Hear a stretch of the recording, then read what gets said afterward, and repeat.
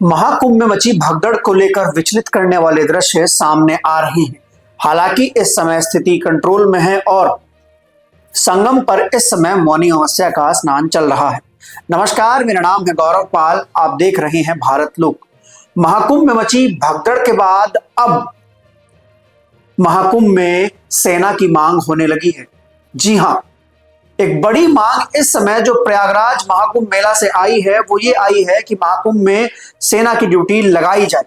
तो क्या उत्तर प्रदेश पुलिस महाकुंभ की सुरक्षा व्यवस्था और प्रशासनिक व्यवस्था संभालने में नाकाबिल साबित हो रही है? जी हां, हम बताएंगे किसने की ये मांग और क्यों की गई ये मांग। जैसे कि आप सभी लोग जानते हैं कि मौनी अमावस्या की रात महाकुंभ में भगदड़ मची और इस भगदड़ में कई लोगों की मृत्यु होने की खबर सामने आ रही है। जी हाँ, कई लोग घायल ही बताए जा रहे हैं। स्थिति ये बताई जा रही है कि उत्तर प्रदेश के मुख्यमंत्री योगी आदित्यनाथ ने निजी अस्पतालों को आदेश दे दिए हैं कि कोई भी निजी अस्पताल प्रयागराज में जो है वह किसी भी मरीज को वापस नहीं लौटाएगा और घायलों का इलाज सरकारी पैसे पर होगा। मतलब इस बात से अंदाजा लगाया जा सकता है कि अगर बात निजी अस्पतालों तक पहुंच गई है तो इसका मतलब सरकारी अस्पतालों में बेड फुल हो चुके हैं या फिर आसपास जो निजी अस्पताल हैं उनको ये दिशा निर्देश दिए गए हैं कि नियरेस्ट अस्पताल जो भी हो वहां पर जाकर इलाज कराया जाए।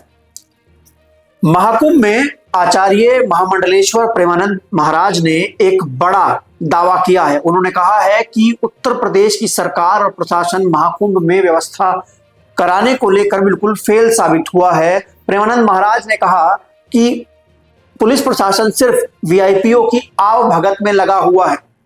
दिन रात सिर्फ वीआईपी आ रहे हैं, वीआईपीओ की सुरक्षा और वीआईपी का स्वागत हो रहा है। आम जनता के बारे में कुछ भी कोई भी सुध नहीं ले रहा है। महामंडलेश्वर प्रेमानंद का यह बयान भगदड़ के बाद आया, भगदड़ की घटना के बाद आया। हालांकि भगदड़ की घटना के बाद तमाम जो अखाड़े थे उन्होंने स्नान के लिए भी मना कर दिया था, लेकिन अब स्नान जो है शाही स्नान वो चल रहा है और स्थिति कंट्रोल में बताई जा रही है। उत्तर प्रदेश के मुख्यमंत्री योगी आदित्यनाथ ने भी कहा कि स्थिति कंट्रोल में है।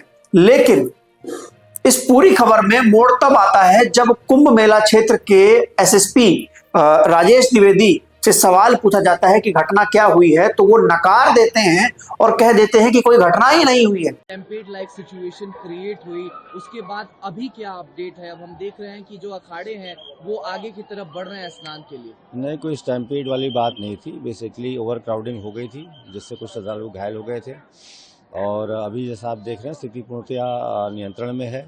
कोई भगदड़ ही नहीं हुई है, छोटा मोटा धक्का मुक्की हुई है, 2-4 लोग घायल हुए हैं, जबकि प्रधानमंत्री नरेंद्र मोदी से लेकर राष्ट्रपति द्रौपदी मुर्मू तक इस पूरे मामले में ट्वीट कर चुके हैं। सब लोग ट्वीट कर चुके हैं और प्रधानमंत्री नरेंद्र मोदी तो यहां तक भी कह रहे हैं कि हमने अपने कुछ लोगों को महाकुंभ में मची भगदड़ में खो दिया है। मैं उनकी आत्मा की शांति के लिए प्रार्थना करता हूं और मैं लगातार उस घटना पर नजर बनाए हुए हूं। मतलब कि जो कुंभ मेला प्रभारी हैं, जिनके पास सुरक्षा का दारोमदार है, वो भगदड़ से मना कर रहे हैं और उधर मुख्यमंत्री, प्रधानमंत्री, राष्ट्रपति, तमाम लोग जो हैं वो कह रहे हैं कि भगदड़ हुई है। इसका मतलब ये है कि जो आरोप प्रेमानंद जी महाराज लगा रहे हैं वो काफी हद तक सही हो सकते हैं कि उत्तर प्रदेश की पुलिस जो है वो कहीं ना कहीं प्रशासनिक व्यवस्था को संभालने में फेल साबित हो रही है उनके आरोपों के अनुसार। अब मैं आपको बताऊं कि उत्तर प्रदेश के मुख्यमंत्री योगी आदित्यनाथ ने दावा किया कि आज प्रयागराज में 8 से 9 करोड़ श्रद्धालु पहुंचे हैं। मतलब आज प्रयागराज की धरती पर 8 से 9 करोड़ श्रद्धालु हैं। मैं आपको बता दूं कि प्रयागराज की जो आबादी है वो कुल 70 लाख की है और ऐसे में प्रयागराज में उसकी आबादी से लगभग कई गुना ज्यादा, मतलब ये मान के चलिए कि 10 से 15 गुना ज्यादा की संख्या में लोग वहां पर पहुंच गए हैं। तो ऐसे में जो कुंभ की जो महाकुंभ की जो प्रशासनिक व्यवस्था है, जो व्यवस्थाएं, उसको लेकर काफी बड़े सवाल उठ रहे हैं। बताया जा रहा है कि महाकुंभ में सुरक्षा में 75,000 जवान तैनात किए गए हैं। तो आप एक अनुमान लगाइए, बाकी दिन के लिए ठीक हो सकता है, लेकिन आज जब वहां पर 8 से 9 करोड़ श्रद्धालु पहुंचे तो ऐसे में क्या 75,000 जवान जो हैं वो 8 से 9 करोड़ की जो जनता वहां पर पहुंची, जो श्रद्धालु वहां पर पहुंचे, उनको कैसे कंट्रोल कर रहे होंगे, उनको कितनी समस्याओं का सामना करना पड़ रहा होगा, और वो भी तब जब आज सबसे बड़ा स्नान बताया जा रहा है। और शायद यही कारण है कि अब महाकुंभ में जो सुरक्षा व्यवस्था है उसकी सुरक्षा व्यवस्था को संभालने की जो मांग है वो सेना को देने की मांग हो रही है कि सेना को कुंभ का आयोजन सौंपा जाए। कि आखिर क्यों ये घटना घटी होगी। हालांकि कुछ जो सूत्र हैं, शुरुआती सूत्र, और उनसे तमाम लोगों से ये पता लग रहा है कि जो मौनी अमावस्या को लेकर बड़ी संख्या में श्रद्धालु वहां पर पहुंचे थे, वो सब लोग संगम में डुबकी लगाना चाहते थे और वो लोग संगम नोज जो है उसकी तरफ बढ़ रहे थे। तो ऐसे में जो शाही स्नान के लिए जो अखाड़े आने थे दिन में, उनके लिए बैरिकेडिंग लगा दी गई और वो भीड़ को रोक दिया गया। तो ऐसे में पीछे से भीड़ आती रही और आगे वो इकट्ठा हो गई। तो पीछे से जब भीड़ आ रही थी तो उसने आगे वाली भीड़ को धक्का दिया और वहां पर भगदड़ मच गई। कुछ लोग ये भी दावा कर रहे हैं कि जो भीड़ नहाने के लिए, स्नान करने के लिए आ रही थी और जो भीड़ स्नान करके जा रही थी, उनके आने जाने के लिए कोई अलग अलग रास्ता नहीं था, एक ही रास्ता था। तो एक रास्ते पर अचानक इतनी भीड़ हो जाने से भगदड़ मची है। तो वहीं कई और दावे भी हैं कि बड़ी संख्या में लोग संगम नोज पर इकट्ठा हो गए थे।